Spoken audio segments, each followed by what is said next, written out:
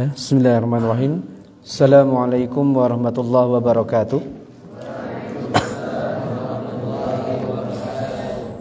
Innal hamdalillah nahmaduhu wa nasta'inuhu wa natubu ilaih. Asyhadu an la ilaha illallah wahdahu la syarika lahu wa asyhadu anna Muhammadan abduhu wa rasuluhu la nabiyya wa la rasula ba'dahu amma ba'd. Malam hari ini kita melanjutkan kembali membaca hadis yang minggu kemarin kita baca. Terakhir kita sudah sampai pada apa? Wa kunu ibadallahi ikhwana.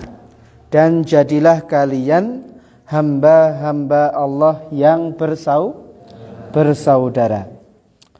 Lalu Nabi SAW bersabda, Al-muslimu akhul muslim, la yadhlimuhu wa la yakhdhuluhu wa la yahkiruh. At-taqwa hahuna, wa yushiru ila sadrihi thalatha marrat, bihasbi imri'in minasyarri an yahkira akhahul muslim. Kullul muslimi 'alal muslimi haram, damuhu wa maluhu wa 'irduh. Di kelanjutan hadisnya, Rasulullah SAW kemudian kembali memperkuat, Al-muslimu akhul muslim, orang Islam saudara orang Islam yang lain. Orang Muslim saudara Muslim yang lain. Jadi sesama saudara se-Islam, maka tolong berikan kepada mereka hak-hak sebagai saudara. Perlakukan mereka seperti saudara. Nah, ini yang mungkin sekarang mulai hilang dari tengah kaum muslimin.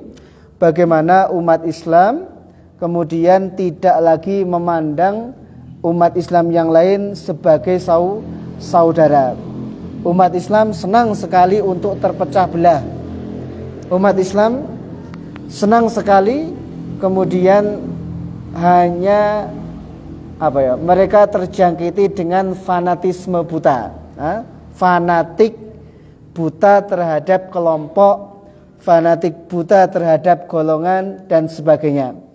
Jadi mereka melupakan bahwa sesungguhnya meskipun mungkin sebagian kita berbeda, tapi kita disamakan dengan ikatan iman, ikatan Islam, ikatan la ilaha illallah.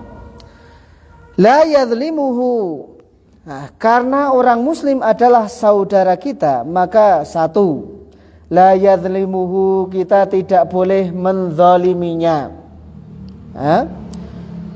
Kita tidak boleh menzaliminya. Wala yakhdhuluhu, tidak boleh yakhdhalatu, menelantarkannya.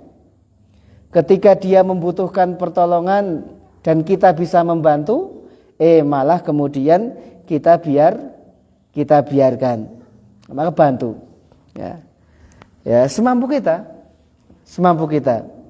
Nah, makanya kalau kita melihat saudara-saudara kita di Palestina, di Gaza, kita nggak tahu nanti seandainya mereka mengadukan kita di hadapan Allah, bahwa dulu mereka ditelantarkan oleh saudara-saudara muslimnya, maka ya kita nggak tahu jawaban apa yang akan kita sampaikan kepada Allah Subhanahu wa taala. Maka minimal kalau toh kita tidak bisa membantu secara fisik di sana, maka selalu doakan saudara-saudara kita agar mereka segera mendapatkan pertolongan Allah Subhanahu wa taala, agar mereka segera mendapatkan rahmat dari Allah Subhanahu wa taala. Jadi jangan sampai melupakan saudara-saudara kita yang ada di sana, ya.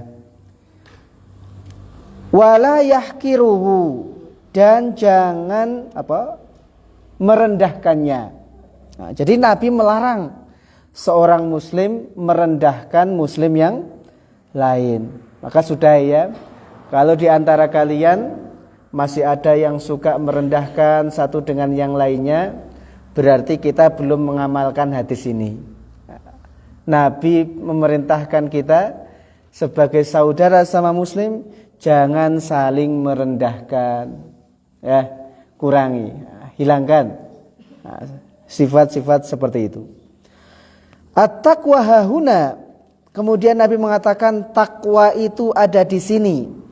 Wa yushiru ila sadrihi thalatha, lalu Nabi menunjuk ke dadanya thalatha marrat, 3 kali. Jadi ketakwaan itu yang nanti akan dilihat oleh Allah Subhanahu wa taala, bukan rupa fisik kita.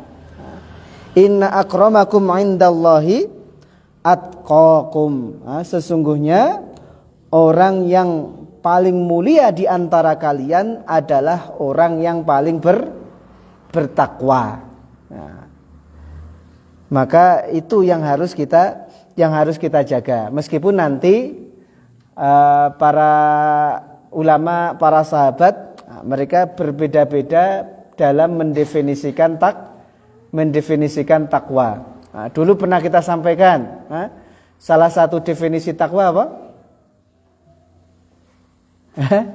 Salah satu definisi takwa menurut Ubay bin Ka'ab apa? Ya, seperti orang yang harus menempuh satu perjalanan di mana jalan yang akan ditempuh penuh dengan duri di situ. Dafa, kalau kamu harus melewati satu tempat yang penuh dengan duri, ada duri, ada beling, ada macam-macam, apa yang akan kamu lakukan?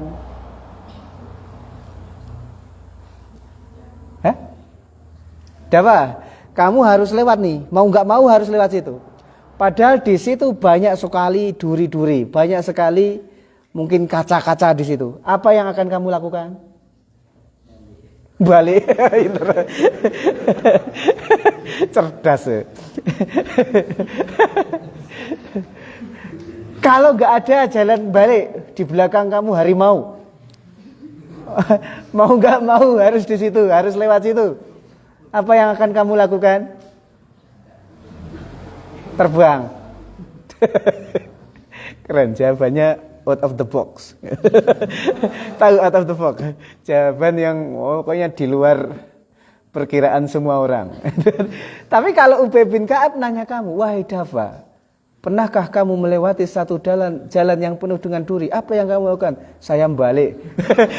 Kira-kira Ubay bin Ka'ab gimana? Tapi itulah. Tapi ya benar ya, ada duri, masuk dilewati, yang balik gitu. Tapi bukan itu maksudnya, Pak. Ketika ditanya, maka Ubay bin Ka'ab ditanya seperti itu oleh Umar bin Khattab. Maka kemudian Ubay mengatakan, saya akan berhati-hati. Syammartu wajtahadtu. Aku akan angkat kain bajuku, kemudian aku akan bersungguh-sungguh di mana aku akan lewat. Jadi karena saya tahu di situ banyak duri, di situ banyak kaca misalnya, maka saya akan berhati-hati di setiap langkah saya.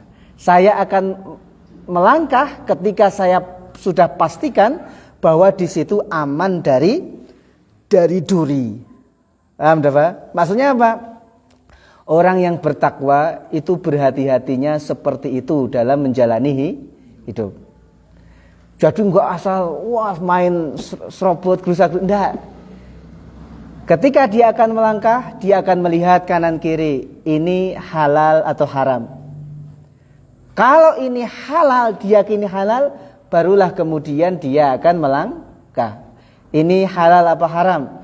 Kalau yakin itu halal, baru kemudian dia akan mengambil. Tapi, ini haram, maka orang yang bertakwa akan meninggalkan semua yang haram. Ini syubhat, masih samar antara halal dan haram, maka orang yang bertakwa tidak mungkin mengambil barang yang syubhat. Nah itu. Jadi kalau kita mau menilai ketakwaan kita itu sampai mana, dilihat siapa yang masih suka ngambil barang kawannya, itu bukan sifat orang yang bertakwa. Siapa yang masih pakai barang milik kawannya tanpa izin, Itu bukan sifat orang yang bertakwa. Orang yang bertakwa itu akan berhati-hati dalam setiap perilaku dia. Baik perbuatan maupun ucapan itu akan selalu berhati-hati. Paham? Masih sering ada laporan kehilangan jatah sambal di dapur. Masih siapa yang ngambil itu? Kucing. Kucing. Berarti kalau masih suka ngambil yang seperti itu, yang bukan menjadi haknya, dia bukan orang yang bertakwa. Kenapa? Karena dia sudah zalim kepada saudaranya. Ya. Yang masih suka ngambilin sabun kawannya, tolong. Orang yang bertakwa tidak seperti itu. Kalau toh terpaksa, maka dia akan minta izin kepada yang punya. Tidak kemudian asal ngambil. Padahal nanti yang dilihat oleh Allah Subhanahu wa taala adalah ketakwaan kita. Paham ya? Jadi at-taqwa hahuna. Rasul mengatakan takwa itu ada di sini, wa yushiru ila sadrihi thalatha marrat. Rasulullah menunjuk tiga kali. Bihasbi mri'in minasyarr. Cukuplah seseorang itu dikatakan jelek atau dalam kejelekan. Kapan an yahqira akhahul muslim, ketika dia menghina saudara muslim. Jadi ketika seseorang masih menghina saudara muslim yang lain, maka kata Nabi, orang itu bisa dikatakan termasuk orang yang jelek. Orang yang jelek selama dia masih suka merendahkan saudaranya. Terus ditutup, kullul muslimi 'alal muslimi haram. Setiap muslim atas muslim yang lain haram. Apa yang haram? 1, damuhu, darahnya. 2, maluhu, hartanya. 3, wa'irduhu, kehormatannya. Haram bagi seorang muslim menumpahkan darah saudaranya. Kalian memukul saudaranya, apalagi sampai menumpahkan darah saudaranya, berarti telah melakukan sesuatu yang Allah dan Rasulnya haramkan. Haram. Wa maluhu, haram atas seorang muslim mengambil harta milik saudaranya. Jadi harta, khusus berkaitan dengan harta, maka nanti ketika dihisab, pertanyaannya tidak cuma satu. Pertanyaannya, dari mana kamu mendapatkan harta itu dan digunakan untuk apa harta tersebut? Nur? Jadi setiap harta yang kamu miliki, kelak semua akan ada hitungannya. Dari mana kamu mendapatkan harta itu? Apakah kamu dapatkan dari cara yang halal atau kamu dapatkan dari cara yang haram? Setelah kamu mendapatkan, kamu gunakan untuk apa harta tersebut?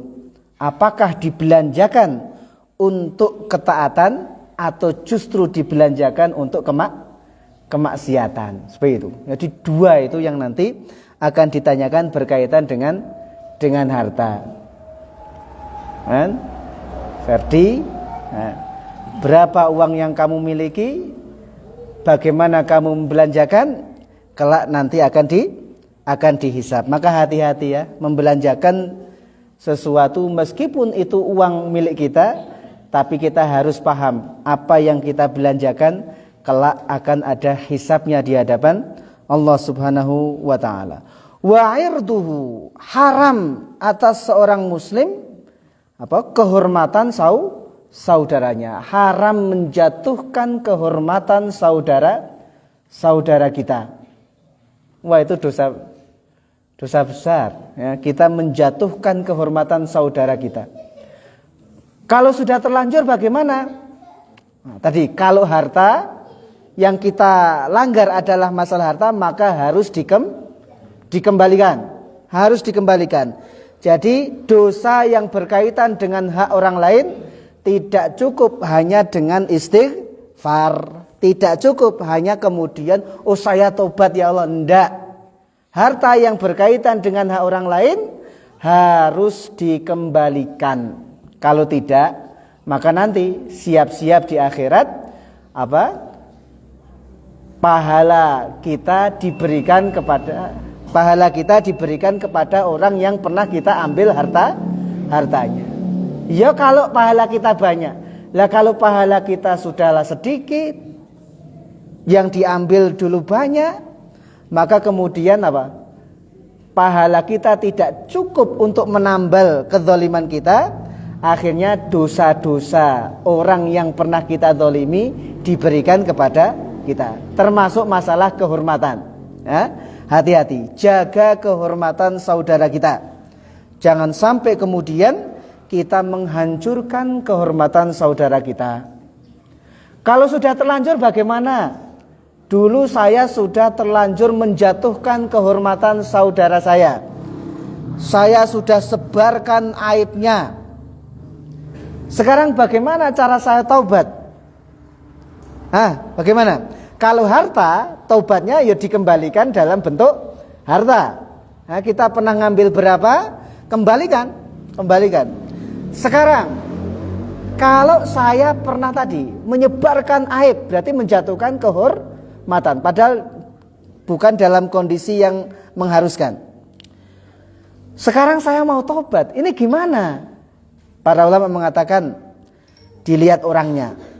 Kalau orang yang pernah kita sebarkan aibnya, pernah kita jatuhkan kehormatannya adalah orang yang mudah untuk memaafkan, maka sama. Kita datangi orang itu, kemudian kita minta maaf kepada orang tersebut.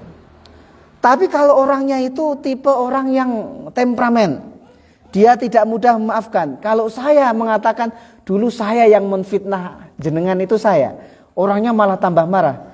Maka para ulama kemudian mengatakan, ya udah, sebagaimana dulu kamu sudah menyebarkan aib-aibnya, maka mulai sekarang sebarkanlah kebaikan orang tersebut. Ceritakan kebaikan orang tersebut. Gitu ya. Jadi hati-hati. Menjatuhkan kehormatan itu berat di sisi Allah Subhanahu wa taala. Tapi ada saatnya memang aib harus dibuka. Ada saatnya, ada kondisi-kondisi tertentu di mana boleh seseorang kemudian membuka aib yang mengakibatkan kehormatan seseorang itu jatuh.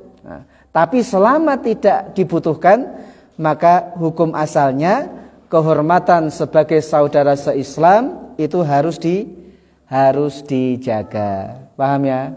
Jadi tolong kalau yang masih mendolimi saudaranya, tadi masih mengambil harta saudaranya,